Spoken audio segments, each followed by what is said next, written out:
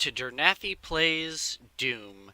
We're going to be taking a short break from Final Fantasy VII just because there's this game and possibly one or two others I would like to cover before continuing on with that.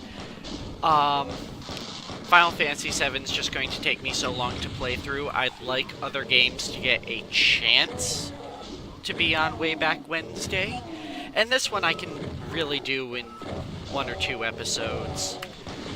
Heck, I could do the entire content of the game in 4. But, okay. Doom is almost a father of modern video games for a fairly simple reason. It popularized first-person shooters. It was one of the first games that really added on multiplayer. Well, it is the game that invented multiplayer death matches. They're now considered so standard in video games.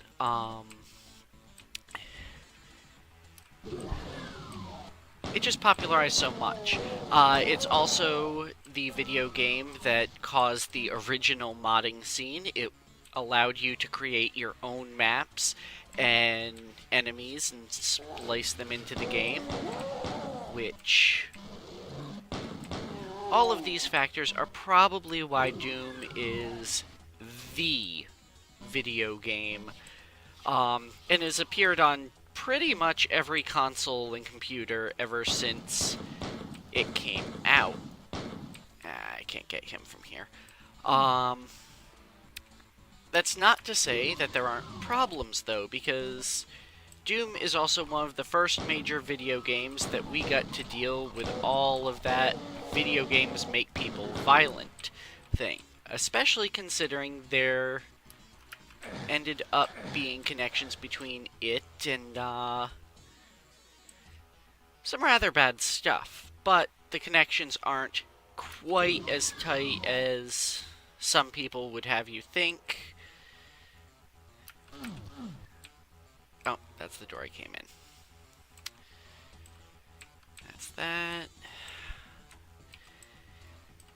Doom also has lots of secrets in its levels. I'm trying to remember at this moment how to get a particular one, and I can't. Where that demon was up on the platform in the last room, there is a way to get up there. I just can't remember how. Oh, it's not important. It's not like I'm going for 100% completion here.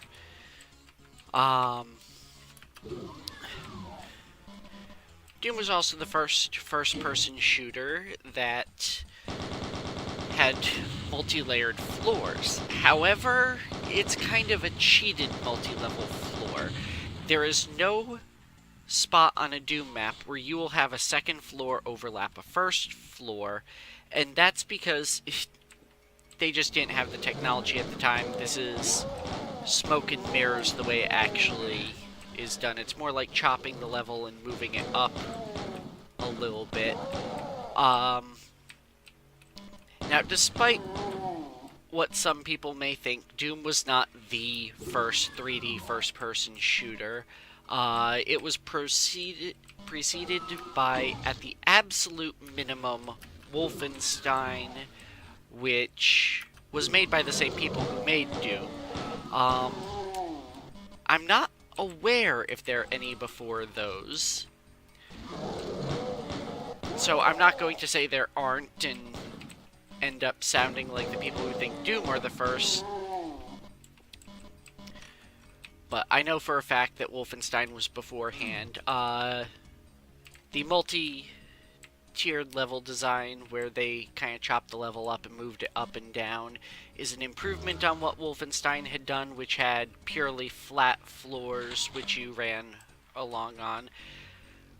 Which some people could argue mean that it's not fully 3D because you don't go up and down, but 3D is usually used to talk about the graphics, which that also gets complicated because Doom actually uses sprites instead of actual proper 3D models for its characters. And the only thing that's really 3D is the environment, and even then, not all of that. I'll show you what I mean in a few seconds, if I can find a good example.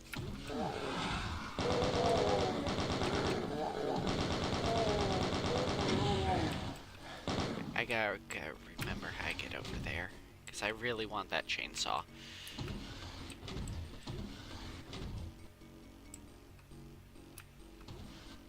Chainsaw is definitely one of the more iconic... Oh, there we go. No?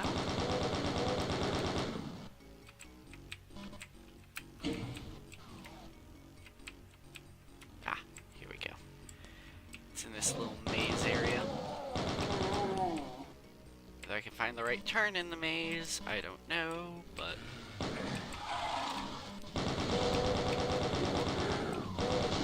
But one thing that's impressive about Doom is, even after all these years, it still holds up as fun. I mean, it got its gameplay down to a distilled perfection of what a first-person shooter should be. You run in, you kill everything. I mean, when you're playing a first-person shooter, that's mostly all you need to have. I mean, it's very good that you've added, whoop, something's killing me. I need to pay more attention to how I'm actually playing.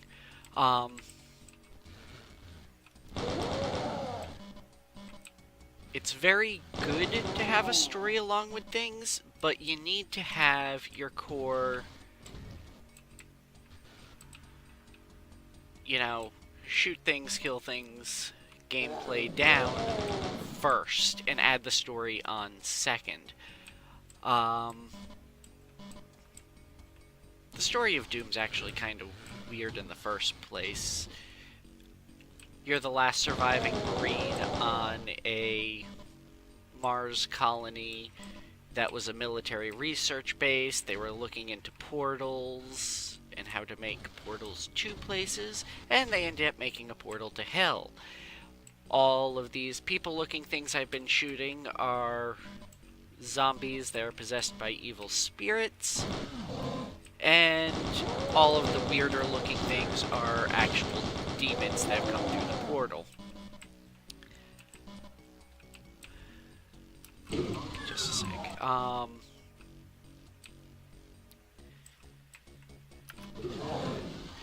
But it is hard to argue against the pure cultural importance of this game. It would definitely have to go in top 10 most important games ever.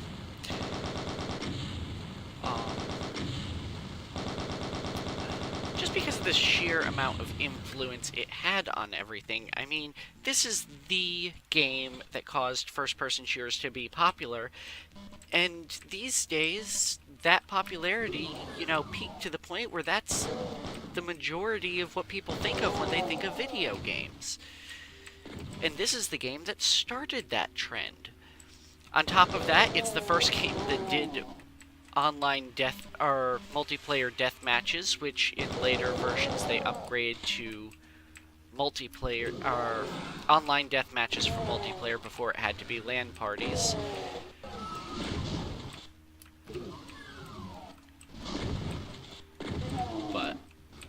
And think about how ubiquitous that is in video gaming. I mean, to the point where modern shooters that are coming out aren't even bothering with a first-person mode. They're just going straight for always being a multiplayer match.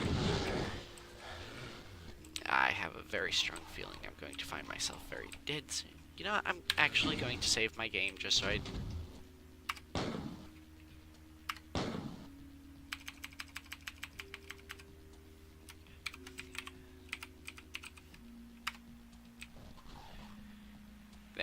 I'll save my game so we can actually just jump back into this area later on. Not that the footage is all that important in this. Most people have seen Doom at one point or another. Because the game just is that ubiquitous. I mean, everyone knows of this game, but I really should get into talking about stuff that people haven't talked about before, because that's why you guys are here. You don't want to hear the same stuff and me just talking about how great the game is. You already know it's great. If you're a gamer, you probably have heard of this. If not this, you've seen one of the more recent Doom games, such as Doom 3 or the new game that's entitled just Doom. But I was talking about how certain things are cheated when it comes to 3D. And a good example of that is, look at this barrel. As I walk around this barrel, all it's really doing is rotating a 2D image to stay facing me the whole time. It's not a 3D image at all. It's almost like a GIF placed on the screen that the screen just makes sure to rotate so the illusion stays the same. Now, it's actually an interesting secret if I can get it right. No! Alright, I think I might have to go further back to get it.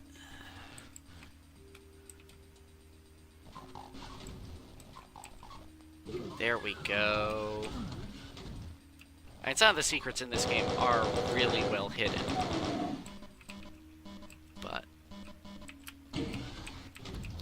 usually the ones like that that give me an extra 100 health that can go beyond the 100 health cap. The actual health and armor limits in this game is 200, 200, which gives you a total of 400. But certain stuff can bypass armor. All sorts of fun shenanigans.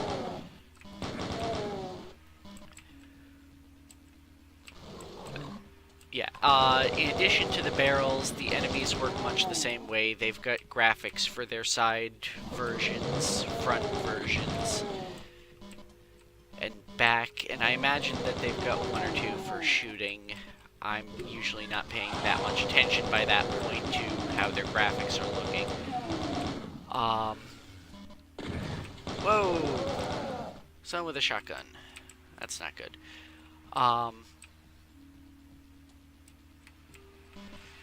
I completely lost my trail of thought when he popped out with that shotgun.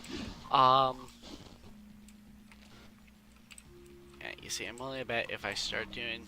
Yeah, there's another 2D item that's been placed in there. It's always interesting to go back and look at older video games and see how they did what they did during their era, because we used to have to care a lot more about space constraint, you know, trying to hold back how much RAM we were using. And we really should still be doing that kind of stuff today where we can. There's no reason that a game can't look good and run well at the same time.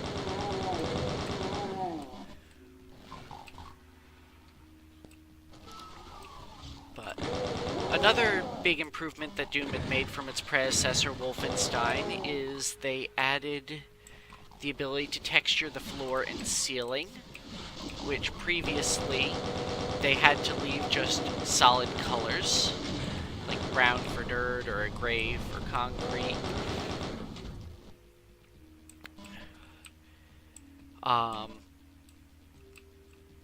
So that was a huge step forward that added to the immersion levels.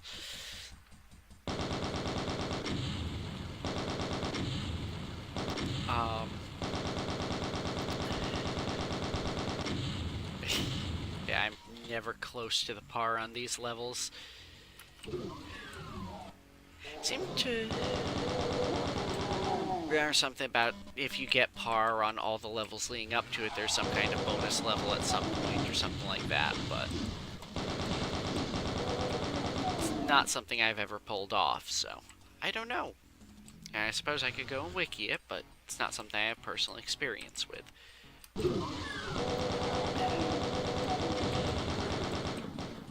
I will fully admit, by the time I was really playing video games, Doom's glory days had already wrapped up, and why will this not let... Alright, there we go.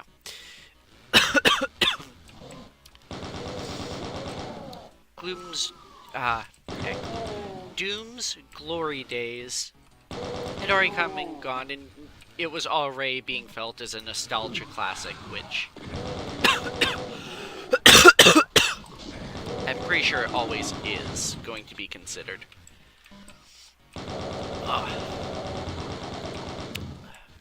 It's a little charger demon thing. It just kind of runs up and gores you repeatedly. But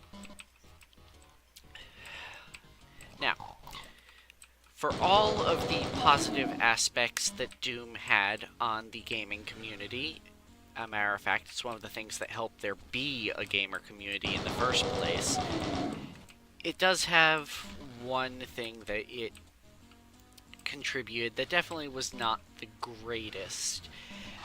This is one of the games that we can thank for all of the violence in video game anti-gaming hype that you are always seeing. This is one of the first games that they started saying was connected to various massacres and stuff, including the Columbine shooting, which at least one of the shooters did play Doom. He made a comment in some journal or something that it would be a lot like playing Doom plus some other games and other stuff all mixed into one. Oh, I forgot to hit the button. And there was even a rumor that he'd gone in and created a custom level that was meant to be the high school that he could go in and practice on. Now, he did create custom levels for Doom that is verified, but as far as they can tell, none of them were actually meant to be Columbine High School. It just so happened that he was crazy and a gamer, not that his gaming made him crazy, as far as we know. I mean, the debate's still going on to this day about whether violence in video games desensitizes people, actively makes them violent, and all of that. But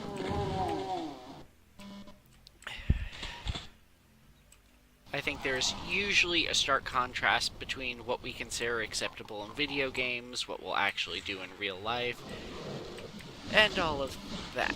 Oop, there you go.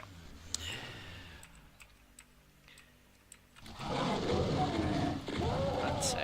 We're starting to get into the levels where I'm actually going to have to pay attention somewhat if I plan on surviving.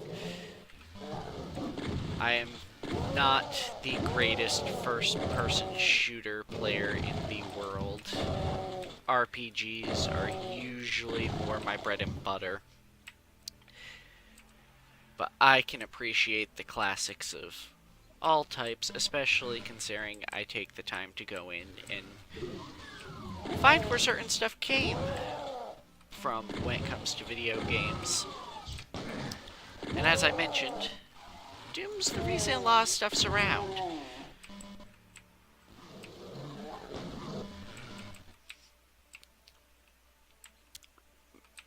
Matter of fact, I'm trying to think, aside from maybe Pong, if there is another video game that's plausibly more culturally important to gaming.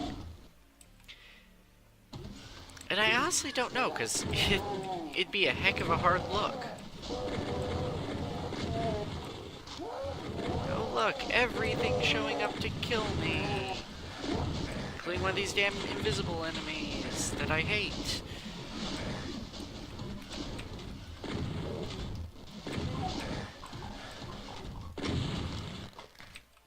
That worked out well.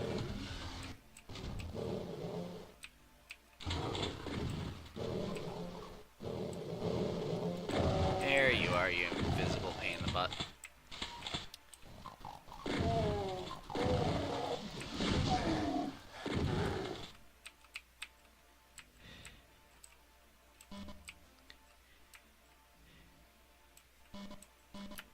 You know what? Not even because I need to, but because I just kind of want to. I'm actually just gonna kick back and enjoy playing Doom a little bit for a bit, because it's been a... Whoa! Ah, damn, that went up.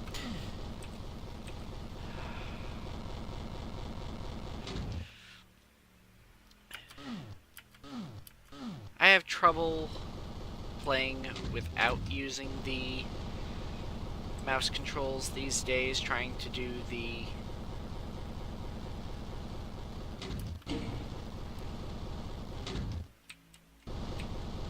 Damn. Trying to do the pure keyboard controls with fire as control and the arrow keys to aim me and everything kind of drives me nuts these days, so... I generally don't do it, though I did have to do it way back when, before websites like Good Old Games were kind enough to go in and tweak all the controls for us. Come on, pillar go up, pillar go up, pillar go up. Now I have all day.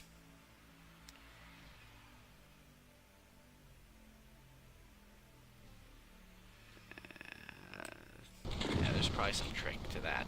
I don't care to figure it out right now.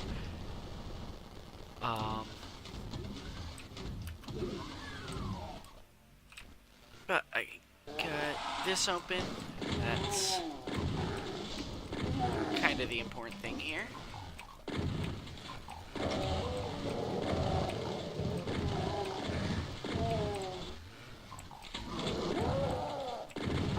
Ah. Damn.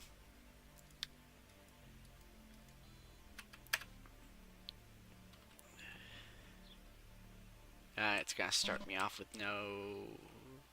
Yeah, I don't have any of my other guns at the beginning of this level, so now I'm really gonna have to pay attention of my ill-gotten secret weapons.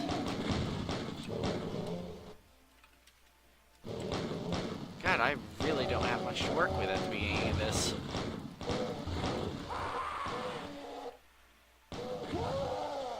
Alright. I actually think I'm going to call that an episode. I know this probably isn't the episode you were hoping for this week, but I want to do something a little different just to break the monotony of Final Fantasy VII videos. And I think maybe every 5 or 6 weeks I'll do a video like this just to mix things up, because we are going to be doing Final Fantasy VII for a long time. Let me know if you liked having something else in the Way Back Wednesday slot for once. If I need to pick up and do a game some more, I certainly will. I don't know if I'll do all of it in one chunk or just kind of interspace it throughout Final Fantasy VII. Or I can even just use this as a way to test things for what series you guys are interested in when I'm done with Final Fantasy VII. But I think that's getting ahead of ourselves, so if you like this video, at the absolute least, like and subscribe to my channel. Feel free to share it with your friends, and in the meantime, don't forget to have fun.